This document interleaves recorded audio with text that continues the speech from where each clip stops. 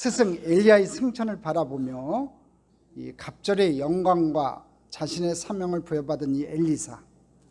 그런데 문제는 그 승천을 목격한 사람이 엘리사 한 사람뿐이었다는 거예요. 이게 굉장히 중요한 겁니다. 요단강이 갈라지고 이 엘리야와 엘리사가 건너가서 해리바람이 불면서 엘리야가 승천을 했거든요. 그걸 본 사람이 엘리사 한 사람뿐이에요. 그게 굉장히 중요하다고요. 이게 또 문제가 됩니다. 분명히 떠난 엘리야를 계속해서 찾는 사람들, 하나님이 직접 부르셔서 승천했다고 아무리 엘리사가 말을 해도 혹시 어디 떨어졌는지 찾아보겠다고 하는 이 눈빛들, 하나님께서는 인정했고 또 하나님께는 인정받았지만 엘리야를 따르던 수많은 사람들에게 아직 인정받지 못하는 이 엘리사의 상황, 이 사람들 앞에서 하나님께 인정받았음을 인정받는 기적이 필요한 순간이에요. 이 순간이요. 자, 첫 번째, 여리고에 머무는 중에 일어났던 사건들을 봅시다. 지난 말씀을 통해서 우리는 갑절의 영감을 구했던 엘리사의 모습을 보았습니다. 엘리야가 하늘로 승천할 때 회리바람을 타고 이제 올라갔다고 했지요. 그 자리에 함께 있었던 엘리사를 50명의 제자들이 보았고, 엘리사가 엘리야의 겉옷을 가지고 요단강을 가르는 기적을 행하는 것도 봤어요. 엘리야 남겨두은 저 겉옷을 가지고 요단강을 가르는 기적을 행하는 것도 사람들이 봤어요. 근데도 퀘션 마크를 갖는 거예요. 엘리야를 찾습니다. 열왕기하 2장 14절을 보겠습니다. 같이 읽겠습니다. 엘리야의 몸에서 떨어진 그의 겉옷을 가지고 물을 치며 이르되 엘리야의 하나님 야훼는 어디 계시니까 하고 그도 물을 치매 물이 이리저리 갈라지고 엘리사가 건너니라. 자, 보십시오. 엘리야의 겉옷을 가지고 요단강을 쳐가지고 물을 갈라서 지금 엘리사가 건너가는 모습입니다. 이 일은 바로 전에 8절에서 선지자들의 스승인 엘리야가 행한 기적과 동일한 것이었어요. 열왕기하 2장 8절을 한번 읽어보겠습니다. 엘리야가 겉옷을 가지고 말아 물을 치매 물이 이리저리 갈라지고 두 사람이 마른 땅 위로 건너더라. 자, 엘리야가 그 겉옷을 가지고 요단강을 갈랐고 또 그 제자인 엘리사도 그 겉옷을 가지고 요단강을 가르고 지금 건너가고 있는 모습입니다. 하지만 아직도 그들은 엘리야의 제자였던 거예요. 그러니까 자꾸 엘리야를 찾는 거예요. 갑절의 영감을 받은 엘리사를 진정으로 마음으로 따르지 않고 있었다는 거지요. 열왕기하 2장 15절로 17절까지 한번 보겠습니다. 맞은편 여리고에 있는 선지자의 제자들이 그를 보며 말하기를 엘리야의 성령이 하시는 역사가 엘리사 위에 머물렀다 하고 가서 그에게로 나아가 땅에 엎드려 그에게 경배하고 그에게 이르되 당신의 종들에게 용감한 사람 50명이 있으니 청하건대 그들이 가서 당신의 주인을 찾게 하소서. 염려하건대 야훼 성령이 그를 들고 가다가 어느 산에나 어느 골짜기에 던지셨을까 하나이다 하니라. 엘리사가 이르되 보내지 말라 하나 무리가 그로 부끄러워하도록 강청하며 보내라 한지라. 그들이 50명을 보냈더니 사흘 동안을 찾되 발견하지 못하고. 자, 요단강이 갈라지는 것을 보고 야, 엘리야에게 임했던 그 성령이 엘리사에게도 임했다고서 이제 무릎 꿇고 경배를 했어요. 그럼에도 불구하고 지금 뭐라고 얘기하냐면 야훼 성령이 그를 들고 가다가 어느 산에나 어느 골짜기에 던지셨을까 하나. 무슨 얘기냐면은 이 해리바람 타고 이제 엘리야가 승천한 모습 그 보지를 못했다고. 해리바람만 봤단 말이에요. 그러니까 승천하는 모습은 엘리사만 봤단 말이에요. 그러니까 야, 자, 해리바람으로 타고 가다가 어디가 저 골짜기나 아니면 어느 산에 떨어졌을지 모르니까 우리가 찾으러 가야겠다. 지금 그 얘기를 하는 거예요. 엘리사가 우리 스승님 승천했다고 해도 믿지는 못하는 거지요. 말씀을 가만히 묵상해 보시기 바랍니다. 엘리사가 엘리야처럼 겉옷을 가지고 요단강을 칠 때 물이 갈라지는 기적이 일어났지요. 그것을 보고 있던 엘리야의 제자들이 엘리사에게 나와 땅에 엎드려 그에게 경배해요. 저렇게 경배합니다. 하지만 아직은 엘리사의 권위를 인정하는 것이 쉽지 않아요. 그들이 보는 데서 엘리야가 하늘로 승천했지만 눈앞에 일어난 일을 인정하기가 쉽지 않았다는 거지요. 그들의 스승인 엘리야를 찾아보겠다는 겁니다. 엘리사가 그들에게 그렇게 하지 말라고 권했지만 말을 듣지 않아요. 17절에 보니까 우리 같이 한번 읽어봅시다. 무리가 그로 부끄러워하도록 강청하며 보내라 한지라. 그들이 50명을 보냈더니 사흘 동안을 찾되 발견하지 못하고, 이렇게 되어 있어요. 자, 무리가 그로 부끄러워하도록 강청하며, 이런 뜻이죠. 쓸데없는 짓을 하지 말라고 말려보았지만 엘리사가 무안할 정도로 그들이 말을 듣지 않았다는 거예요. 그래서 보내라, 그래 가봐라, 그랬다는 거지요. 즉 엘리사가 말하는 권위를 인정하지 않고 오히려 그의 말을 무시하며 자신들의 주장을 꺾지 않았다는 거예요. 결국 그들은 사흘 동안이나 이곳저곳을 다니면서 엘리야를 찾았지만 아무것도 얻은 것 없이 빈손으로 돌아왔어요. 자, 이제 오늘의 본문 속으로 한번 들어가 보겠습니다. 열왕기하 2장 18절입니다. 같이 읽겠습니다. 엘리사가 여리고에 머무는 중에 무리가 그에게 돌아오니 엘리사가 그들에게 이르되 내가 가지 말라고 너에게 이르지 아니하였느냐 하였더라. 자, 그들을 보내고 나서 엘리사가 이제 여리고에 들어가서 머물고 있는 중에 무리가 이제 돌아온 상황입니다. 그래서 엘리사가 그러니까 내가 가지 말라고 하지 않았느냐, 우리 스승님 승천했다고 하지 않았느냐, 그 얘기예요. 엘리사가 이미 그들에게 소용없는 일을 하지 말라고 했으나 그들이 말을 듣지 않았다는 거지요. 자, 엘리야의 대를 이어 선지자의 직분을 감당해야 하는데 이 선지자께서 같이 공부했던 제자들이 아직 권위를 인정하지 않고 있는 거예요. 이게 쉬운 게 아니라고 저번 시간에도 얘기했죠. 같이 공부하고 있는데 그 중에 하나만 딱 선택해가지고 그 목회적인 권위, 그런 리더십이 인정하기가 쉬운 게 아니에요. 바로 이런 상황에서 엘리사는 첫 번째 기적을 행하게 됩니다. 자, 여러분, 기적에는 목적이 있어요. 하나님께서 이 기적을 통해 엘리사의 권위를 세워가시기 위함이라는 거지요. 자, 본문에 보니까 여리고에 심각한 문제가 있었는데 수질이 좋지 않아 땅에 소산이 나지 않는 겁니다. 아주 흥미로운 것은 이 좋지 못한 이 물의 근원을 이 엘리사가 고쳤다는 거예요. 영적인 의미로 이 기적을 해석한다면 의심의 뿌리를 뽑아내고 새로운 시대를 알렸다는 의미예요. 제자들이, 친구들이 지금 엘리사를 의심하고 있는데 그 의심의 뿌리를 뽑아내가지고 새로운 시대를 알렸다는 거죠. 쓴물을 치료했다는 겁니다. 자, 그 셈이 엘리사의 셈이에요. 아까 영상에도 봤지만 저 입구에 있는 간판이었고요. 자, 다음 사진, 저 건물입니다. 건물 전체적인 윤곽이 이제 건물이 지붕이 씌워져 있고요. 그 안의 내용입니다. 저 안에는 지금 못 들어가게 합니다. 그래서 아까도 동영상으로 나오지 않고 사진으로 나왔던 거고요. 자, 샘물을 한번 보여주십시오. 그 안에서 샘물이 터져나오는 모습이고요. 다음 사진 보여주십시오. 저렇게 샘물이 계속해서 24시간 고대로부터 시작해가지고 지금 수천 년 동안 저 샘물이 터져나가고 있다는 거지요. 자, 오늘 말씀을 통해서 계속해서 보겠지만 엘리사가 처음으로 행한 두 가지 기적이 있습니다. 저 엘리사의 샘물을 고친 기적이 있고요. 또 한 가지 기적은 지금 엘리사를 대머리여 하고서 약 올리고 조롱하는 어린아이들을 곰이 나와가지고 죽이는 그 기적이 나와요. 그것도 기적이냐 하고 할 수도 있지만 일단 그런 기적이 나와요. 그 영적인 해석은 좀 이따 해드리겠습니다. 하나는 생명을 살리는 축복의 기적이고 다른 하나는 참으로 설명하기 어려운 저주의 기적입니다.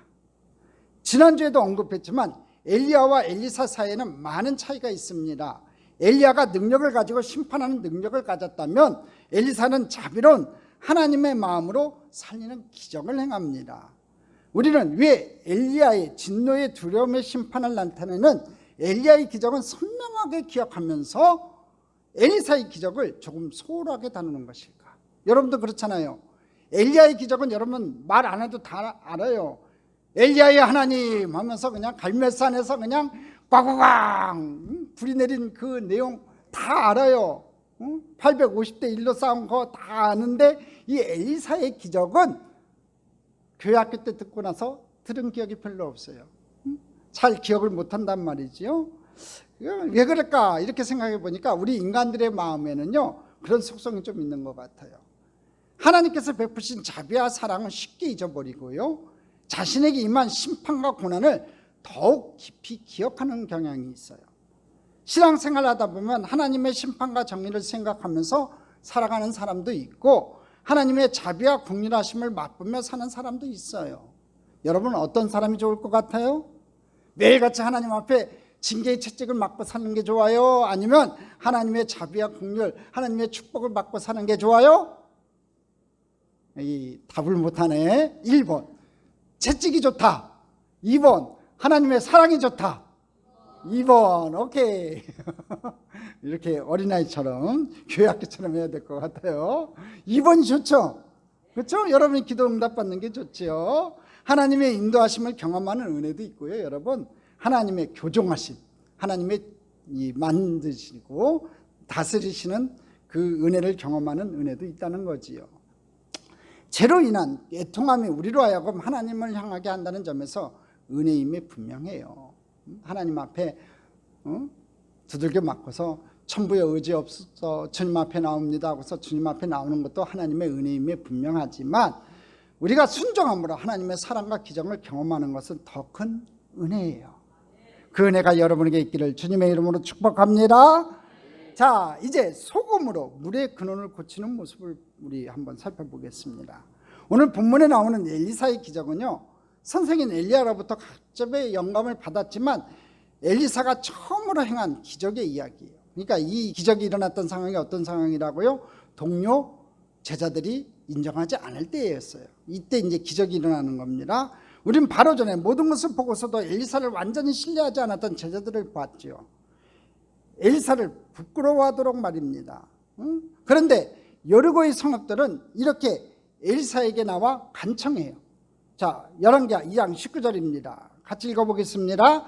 그 성읍 사람들이 엘리사에게 말하되 우리 주인께서 보시는 바와 같이 이 성읍의 위치는 좋으나 물이 나쁨으로 토산이 있지 못하고 떨어지나이다. 이 성읍, 이 여리고 성읍의 위치는 좋으나 참 좋아요. 교통의 요지에 있습니다. 물이 나쁨으로 토산이 있지 못하고 떨어지나이다. 물이 안 좋다는 거지요. 열왕기하 2장 21절입니다. 같이 읽겠습니다.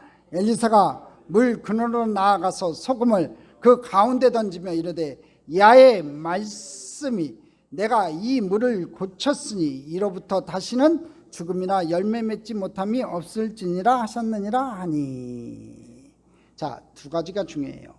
소금을 그 가운데 던졌다는 거고, 소금에 대한 영적인 해석은 좀 이따 나오고요. 그 다음에 이제 야의 말씀, 자, 하나님의 말씀이 고쳤다는 거예요. 임했다는 거고, 그 다음에 내가 이 물을 고쳤다. 아까도 얘기했지요. 여러분 소금이 고친 게 아니에요. 엘리사가 고친 게 아니라 하나님이 고치셨어요. 오늘 여러분 인생 가운데 다가왔던 여러 가지 어려운 문제도 하나님이 고쳐주는 귀한 역사가 있기를 주님의 이름으로 축복합니다. 자, 엘리사가 행한 기적을 보면서 여러분 무엇이 생각납니까? 이 구절에서 야의 말씀이 좀 엘리야도 항상 어땠어요? 야의 말씀이 엘리야에게 임하여.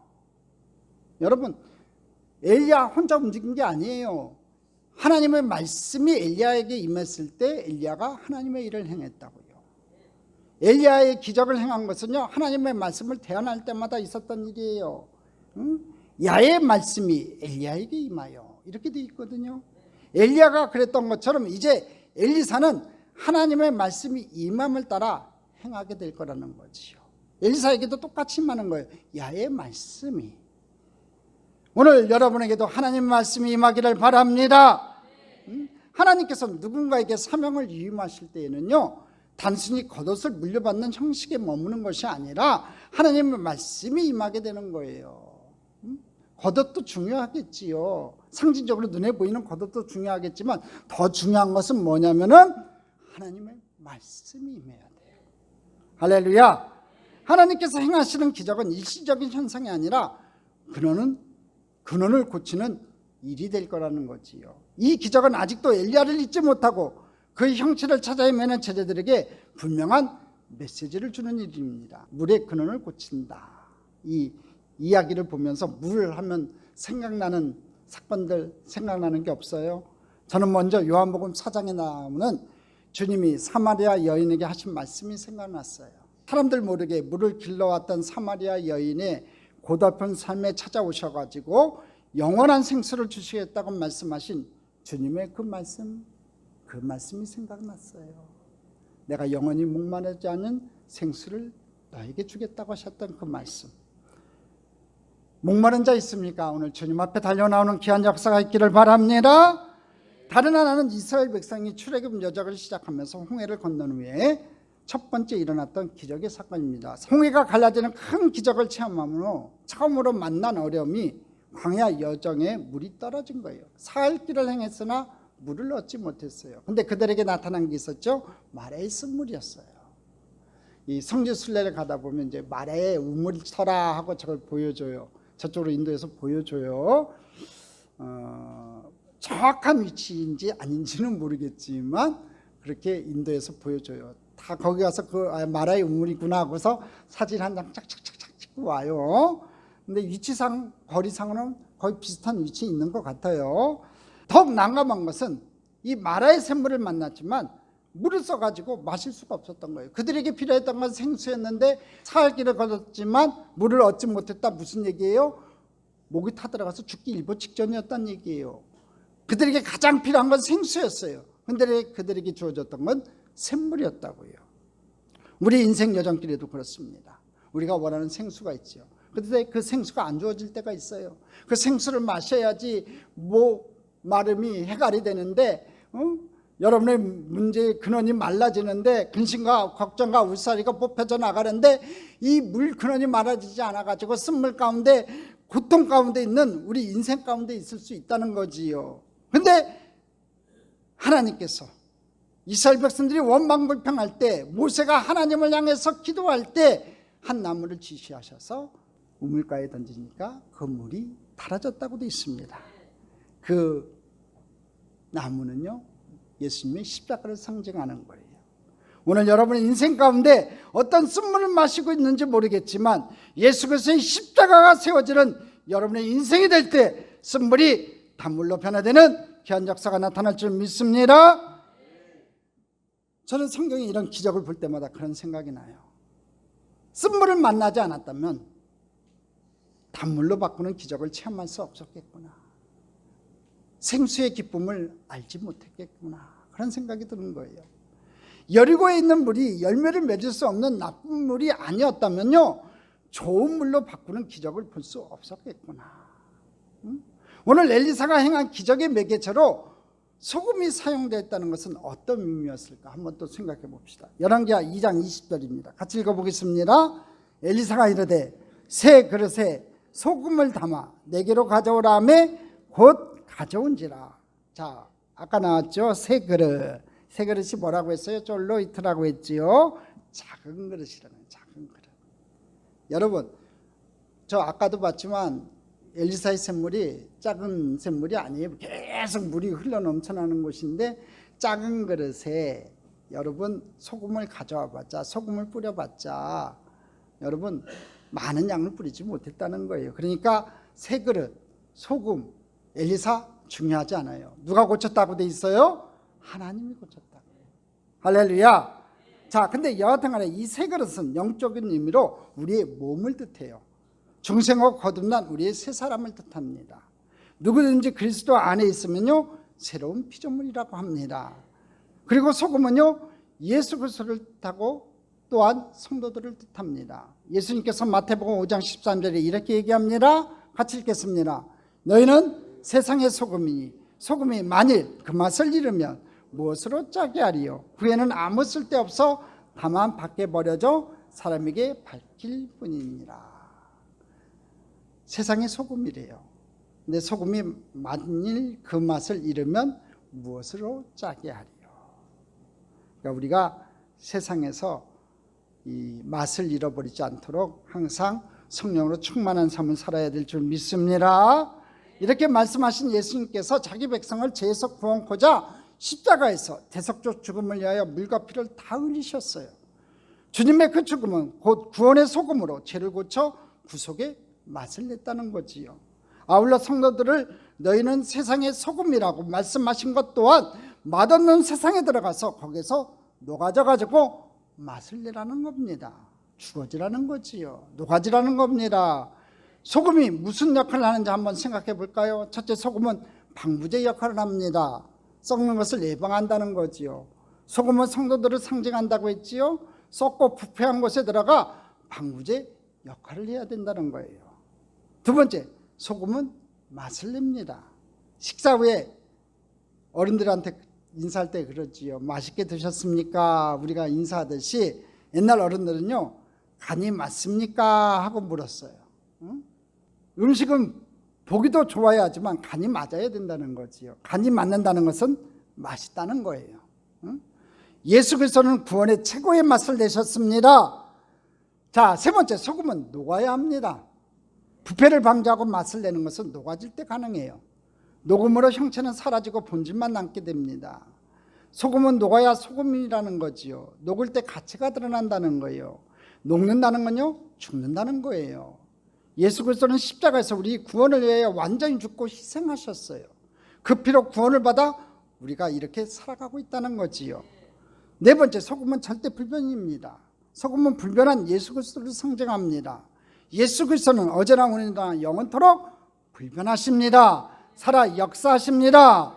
우리 또한 그러해야 한다는 거지요. 자, 결국에는 여리고의 나쁜 물을 소금으로 고쳤다는 거지요. 골로새서 4장 6절에 이렇게 얘기해요. 너희 말을 항상 은혜 가운데 소금으로 맛을 낸과 같이 하라고 했어요. 맛을, 여러분 말을 할 때는요, 항상 은혜 가운데 좀 예쁘게 해야 돼요. 근데 말을 갖다가요, 맛없게 하는 사람이 있어요. 이제부터는 좀 말을 예쁘게, 맛있게 하는 여러분 됐으면 좋겠습니다. 얼굴이 아무리 예뻐도요, 말을 거칠게 하면요, 땡이에요. 그거 아셔야 돼요. 말을 갖다가요, 항상 웃으면서 부드럽게, 만나게, 예쁘게 하는 우리 성도님들 됐으면 좋겠습니다. 소금의 맛은 녹아질 때 나타나요. 녹는다는 것은 죽는다는 겁니다. 기독교는 죽고 사는 겁니다. 죽어야지 사는 거예요. 엘리사는 소금을 물 근원에 던지고 이렇게 선포했어요. 열왕기하 2장 21절에 같이 읽어보겠습니다. 엘리사가 물 근원으로 나가서 소금을 그 가운데 던지며 이르되 야의 말씀이 내가 이 물을 고쳤으니 이로부터 다시는 죽음이나 열매 맺지 못함이 없을지니라 하셨느니라 하니. 뭐라고 얘기해요? 내가 이 물을 고쳤으니. 누가 고쳤어요? 하나님이 고치셨어요. 오늘 여러분 인생 가운데도 쓴물이 고쳐지는 기적이 있기를 주님의 이름으로 축복합니다. 세 번째, 풀리지 않는 이야기, 이 엘리사의 저주에 대해서 좀 살펴봅시다. 여러분들에게 한번 묻고 싶습니다. 성경을 읽으면서 이 부분은 참 이해하기 힘들다고 느꼈던 것들이 어떤 부분이에요, 여러분? 참 성경을 읽으면서 꼭 이래야 됐을까 하는 부분들이 있어요. 창세기에 처음 나오는 홍수의 심판. 아무리 죄가 만연했다고 해도 온 세상의 모든 사람들을 다 죽여야 했을까? 퀘션 마크 한 번도 안 가져보셨어요? 저는 많이 가져봤거든요. 두 번째, 소돔과 고모라의 멸망. 얼마나 하나님 보시기에 악했으면 그래도 그 소돔과 고모라에 있는 사람들을 다 멸망시켰을까? 또 출애굽하는 과정에서 애굽의 장자를 모두 죽였던 유월절의 사건, 가나안 정복과 전쟁 등등 모두가 사람들을 많이 죽였던 이야기들이 아닌가 싶어요. 저는 이런 내용들이 나오면 꼭 이래야만 했을까 하는 퀘션 마크가 가끔가다 들기는 해요. 하나님의 작전과 계획 속에서 이루신 일이지만 그래도 퀘션 마크가 되는 건 어쩔 수 없어요. 늘 우리를 혼란스럽게 하는 것은 사랑과 자비의 하나님의 모습이 보이지 않을 때예요. 심판하실 때는 아주 무서운 하나님으로 나타나요. 여러분 그렇게 아셔야 돼요. 우리 하나님 한번 참다가 한번 징계하시면요, 여러분 엄하신 하나님, 아주 무서우신 하나님이세요. 그러니까 여러분 당장 내가 하나님 앞에 실수하고 내가 하나님 앞에 계속해서 죄를 지어도 나에게 징계가 없으니까 계속하겠다 그렇게 생각하시면 안 돼요. 속히 돌아오셔야 돼요. 속히. 할렐루야. 속히 돌아오신 여러분 됐으면 좋겠습니다. 열왕기하 2장 23절로 24절이에요. 같이 읽어보겠습니다. 엘리사가 거기서 베델로 올라가더니 그가 길에서 올라갈 때 작은 아이들이 성읍에서 나와 그를 조롱하여 이르되 대머리여 올라가라, 대머리여 올라가라 하는지라. 엘리사가 뒤로 돌이켜 그들을 보고 야의 이름으로 저주하매 그 숲풀에서 앙곰 둘이 나와서 아이들 중에 42명을 찢었더라. 이 내용만 보면 참 우리 하나님 무섭고 잔인하신 하나님으로 느껴져요. 그렇죠? 응? 그렇게 안 느껴져요, 여러분? 애들이 엘리사한테 대머리여 올라가라, 대머리여 올라가라 했다고, 엘리사가 저주했다고 앙곰 둘이 나와서 아이들 42명을 찢어 죽였대요. 아유, 잔인한 것 같이 저는 느껴져요. 근데 성경을 잘 보고 잘 해석해야 돼요. 지금부터 해석에 들어갑니다. 이 구절에서 중요한 구절들을 체크하셔야 돼요. 첫 번째, 베델이에요. 제가 저번 시간에 베델 중요하다고 했죠. 베델에도 동그라미 치시고, 두 번째, 작은 아이들이라고 나오죠. 작은 아이들의 밑줄을 쫙 그으세요. 그 다음에 대머리요. 거기도 밑줄을 그으시고, 올라가라. 여기도 밑줄을 그으시고.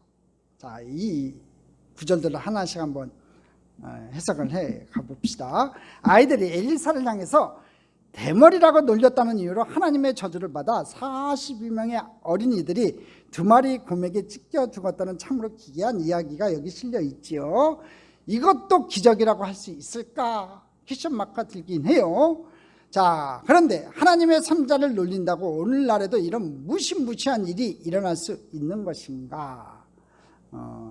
퀘스천 마크가 들긴 해요. 아마도 정상적인 신앙을 가진 사람들에게는 참 납득이 가지 않는 이야기에는 틀림이 없어요. 이 이야기를 접하는 사람들에게 이런 생각이 들지 않았을까 싶어요. 아니, 선지자를 놀렸다고 아이들을 곰의 먹이로 주는 그런 신을 우리가 믿어야 되는가 하고 생각할 수도 있어요. 오늘 우리는 이 문제를 풀기 위해서 지금 현대인의 눈으로 본문을 절대로 보면 안 돼요. 그렇게 보지 마시고 그 당시 상황을 보아야 하는 지혜가 필요해요. 그리고 그 이해를 돕기 위해서는요, 베델과 갈멜이라는 지명을 자세히 하는 것이 필요해요. 먼저 우리는 이 아이들이 어디서 나왔다고요? 베델에서 나왔다고요. 베델에서 나왔다는 것을 간과해서는 안 돼요. 지도를 보여주십시오. 자, 보십시오. 여리고에서 여리고 샘물을 고치고 그 다음에 베델로 가요. 베델하면 여러분 생각나는 게 뭐예요, 여러분? 처음으로 떠오르는 것은 야곱이 형 에서를 피해 도망하다가 하룻밤 묵었던 장소가 저 베델이에요. 그래서 하늘로 뻗어 있는 사다리를 보고 그 자리에서 제단을 쌓았지요. 자, 돌베개 제단터가 거기 있고요. 그리고 그곳 이름을 베델이라고 지었는데 하나님의 집이라는 뜻이에요. 신앙적으로 상당히 의미가 있는 장소라는 거지요. 그런데 이스라엘이 남과 북으로 갈라지면서 예루살렘을 소유하지 못한 북이스라엘의 여로보암이 바로 이 베델을 종교 중심지로 삼았다는 게 문제예요. 문제는 거기서 하나님을 예배한 것이 아니라 우상을 만들어 놓고 하나님을 대신하게 했다는 거예요. 금송아지를 만들었어요. 그림 보여주세요. 사람들이 자꾸 예루살렘으로 향하는 것을 막기 위해서, 왜 예루살렘으로 향해요? 예루살렘이 성전이 있잖아요. 남과 북으로 쫙 갈라지니까 남유다에 예루살렘이 있으니까, 예루살렘에 성전이 있으니까 이스라엘 백성들은 성전에 가서 제사를 드려야 되는 그 관습에 젖어 있으니까 자꾸 예루살렘으로 향하니까 이 베델에다가 제단을 쌓고 하나님을 예배하면 되는데 금송아지를 세워놓고 저게 하나님이다 하고서 경배하겠다고, 예배하겠다고, 우상 숭배하겠단 말이에요. 사람들이 자꾸 예루살렘을 향하는 것을 막기 위해서 금송아지를 만들어 놓고 그곳에서 하나님을 예배하도록 했어요. 저게 하나님이라는 거예요. 중요한 것은 베델이 이제 바로 우상 숭배의 근원이 되었다는 거지요. 그래서 성경을 읽다 보면은 계속해서 여로보암의 죄, 여로보암의 길 이렇게 써 있어요. 여러분 절대로 여로보암의 길에 서면 안 돼요. 하나님의 길에 서야지 여로보암의 길에 서면 안 됩니다. 여로보암이 지었던 죄에 가담하면 안 되는 거예요. 우상숭배의 죄라는 거지요. 대해서 계속해서 언급하고 있어요, 성경에 보면. 그러니 오늘 아이들이 베델에서부터 나왔다는 건요, 우상숭배에 아주 관련이 높을 수 있다는 거예요.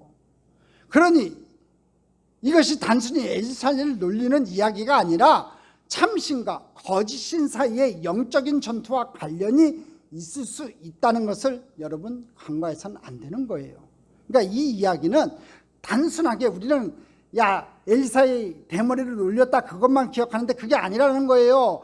참신과 거짓신 사이에 영적인 전투와 관련이 있다는 거지요.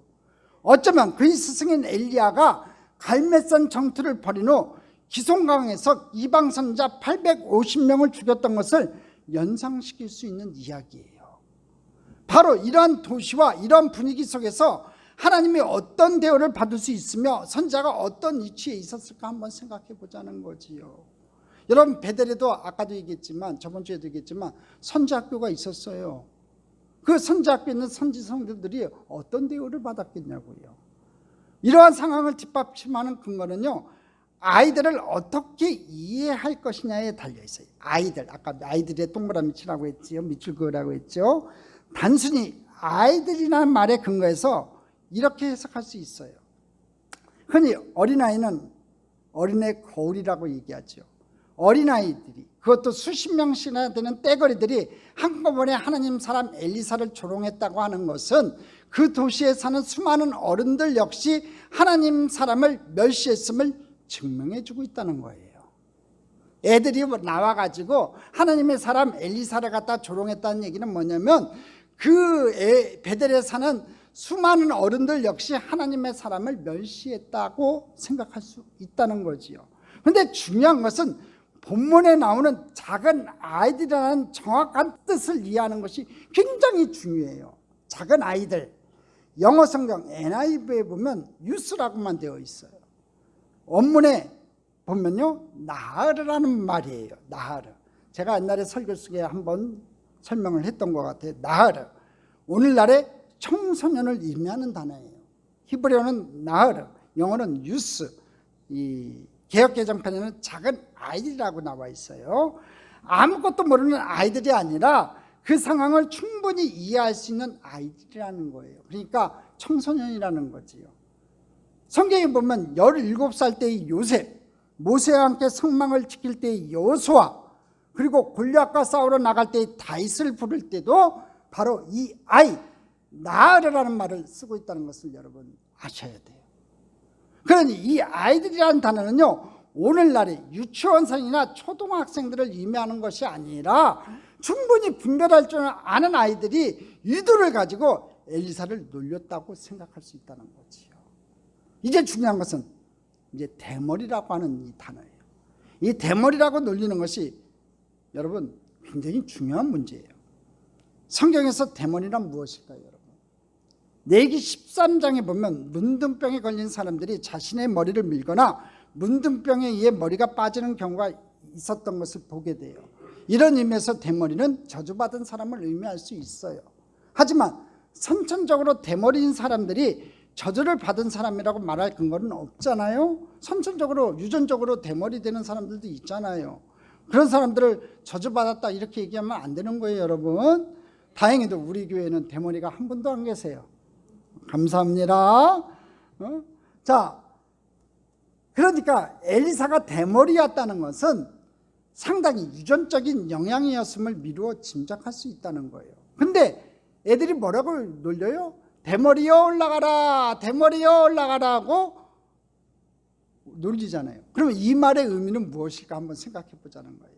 자, 올라가라, 이 말로 인해 연상되는 것이 무엇이에요, 여러분? 바로 전에 엘리사의 스승인 엘리야가 하늘로 승천한 것과 연관이 된다는 거예요. 자, 앞머리가 없다는 것, 대머리, 앞머리가 없다는 것은요, 그의 스승인 엘리야가 하늘로 올라가 없어졌다는 거예요. 그 얘기예요. 그것을 뜻하는 거라는 거예요. 이제 엘리사, 너에게는 능력이 없다는 거예요. 그러니 너도 스승을 따라 사라지라는 비웃음이라는 거지요. 갑절을 받은 엘리사가 아니라 스승이 떠나버린 무능한 선지자라고 지금 비웃고 있는 거예요. 그러니까 대머리에 올라가라, 대머리에 올라가라. 그 얘기는요, 지금 엘리사를 조롱하는 거예요. 그러니까 외양을 보고 조롱하는 게 아니라 영적으로 조롱하고 있다는 거지요.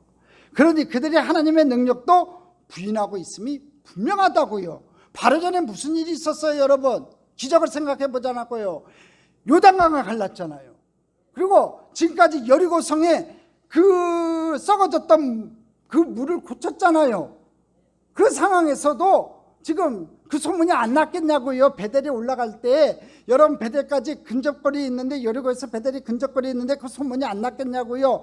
그럼에도 불구하고 지금 그 어린아이들이, 우상 숭배에 젖어 있는 그 어린아이들이 나와가지고 대머리에 올라가라, 대머리에 올라가라, 이 무능한 엘리사야 꺼져라 하고 외치고 있다는 거지요. 하나님의 능력도 지금 부인하고 있는 거예요. 지난주에도 언급했지만 여리고와 마찬가지로 베델에는 여러분 선지자의 제자들도 있었어요. 그런데 엘리야를 계승한 엘리사를 그렇게 공적으로 무시하고 조롱하는 것으로 봐 베델의 영적 상태가 어떠한지를 보여주고 있다는 거지요. 이제 하나님의 능력이 나타나야 하고 하나님의 심판과 저주가 드러나야 하는 순간이라는 거예요, 여러분. 이해 가세요? 단순히 엘리야가 개인적으로 조롱받아서 에이 야의 이름으로 저주하노라 이게 아니라는 거지요. 이 상황이 지금 하나님의 능력이 조롱을 받고 있는 이 상황에서 하나님의 능력이 나타나야 하고 하나님의 심판과 저주가 드러나야 하는 순간이에요. 이제 다시 24절을 한번 읽어보겠습니다. 같이 읽겠습니다. 엘리사가 뒤로 돌이켜 그들을 보고 야의 이름으로 저주하며 곧 수풀에서 안건 둘이 나와서 아이들 중에 40명을 찢었더라. 여기 잘 보셔야 돼요. 자, 엘리사가 지금 막 앞에 가고 있는데 뒤에서 아이들이 막 대머리에 올라가라, 대머리에 올라가라 하니까 엘리사가 뒤로 돌이켜 가지고 그들을 보고 야의 이름으로 저주하며 그 수풀에서 안건들이 나와서 아이들 중에 42명을 찢었더라. 여기 중요한 게 있어요. 뭐가 중요하냐면 야의 이름으로 저주했어요. 자, 선지자는 하나님의 대언자예요. 하나님의 축복의 말씀을 선포하든지 하나님의 저주의 말을 선포하든지 때와 시간을 정하지 아니하면 바로 이루어져요. 그러니까 해지기 전에 바로 이루어지는데 지금 보면은 즉각적으로 이루어지고 있어요. 그렇죠? 야의 이름으로 저주하며 곧이라는 단어에 동그라미 치세요. 그만큼 하나님의 이름이 능력을 받으니까 하나님의 능력이 심판이 바로 임하더라는 거예요. 그러니까 여러분 절대로 성령 해방죄를 짓지 마세요. 하나님을 망령되이 일컫지도 마시고 하나님을 모욕하지도 마세요. 큰일 납니다. 곧 심판이 많은 거예요. 곧 수풀에서 안건들이 나와서 아이들 중에 40명을 찢어버렸어요. 여러분, 이러한 도시에서 안건 두 머리가 나타나 하나님의 사람을 놀려대는 아이들을 공격한 것은요, 엘리사의 저주이기 전에 분명 하나님의 심판이었어요. 여기서 우리가 주목해야 하는 것은 엘리사는 아이들을 향해 저주했을 뿐 자신이 물리적인 힘을 행사하지 않았다는 사실이에요. 하지만 자신의 감정을 숨길 수는 없었어요. 자신뿐 아니라 자신의 스승을 저주하는 아이들에 대하여 분노의 감정이 일어난 것은 어쩌면 자연적인 인간의 모습이었을 거예요. 중요한 것은 엘리사는 스스로 어떤 물리적 행동을 하지 않았다는 거예요. 그는 화가 났고 그들을 저주했지만 심판은 하나님에게로부터 나오고 있다는 거지요.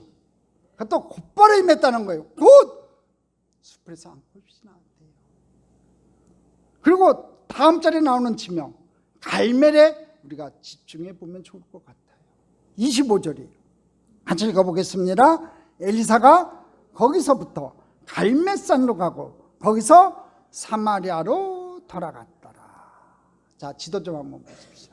자, 베델에서 쭉 올라가 갈멜산으로 가고 그 다음에 사마리아로 내려와요. 사마리아는 북이스라엘의 수도예요. 자, 그러니까 우상 숭배에 아주 가장 강력한 곳이 저 사마리아예요.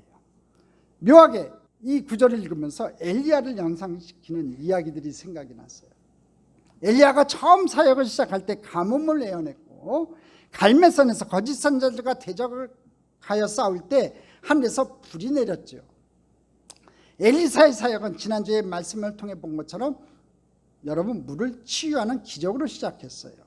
엘리야는 불이 내린 사역을 시작했지만 엘리사는 물을 치유하는 기적으로 시작했어요. 거짓 선지자들에 대해서 곰을 통해 승리하고 갈매산으로 돌아가요.